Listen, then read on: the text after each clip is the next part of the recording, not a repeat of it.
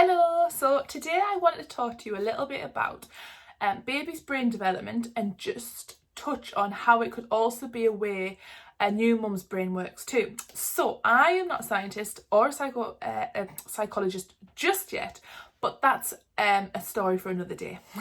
But over the last few years, I've been fascinated with baby's brain development and the influence us parents have on our babies. And I always love things that are all holistic, which basically means looking at the whole person, every aspect, body, mind and soul. I like to go deep and work out how we can make the world a better place, but in a more natural way. Anyway, so what I wanted to share with you today is the basics of a baby's brain and how it functions.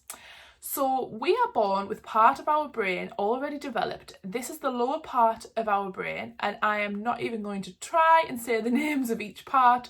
Let's just keep things really simple. So this is our survival brain, which we use to survive basics like feeling hungry, tired, cold, hot, needing physical touch. So because babies are born with this part of the brain already in full swing, they are aware that they need to survive, but are not yet ready to control their emotions or desires. They need them met now.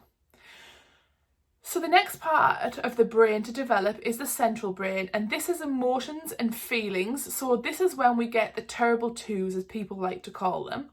They are becoming aware of their emotions, but haven't yet developed the front section of their brain to be able to control the feelings, which is where us as parents help them with this transition.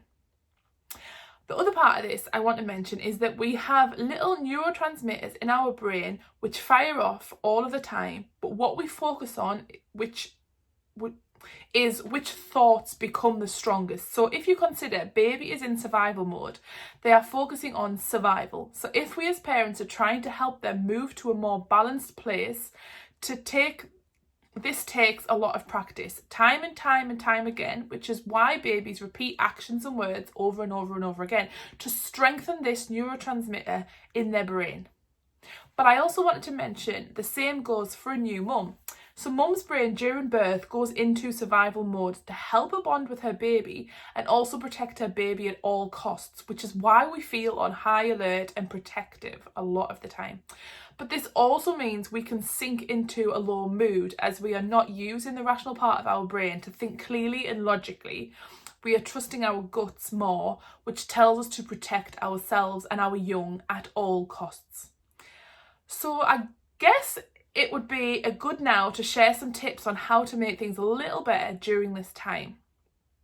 So for baby, we need to be using positive reassurance and words to strengthen the more positive neurotransmitter. Instead of using no and don't and negative words, if we change it to be, okay, yes, babies and young children can be difficult and we want to shout sometimes, but if we focus more on the positive comments when they are being good, they are more likely to keep being good, for want of a better word. As for you, as a mother, you can strengthen your own positive neurotransmitters by using a gratitude journal to focus every day what you are grateful for, which helps you keep in that positive mindset throughout the day.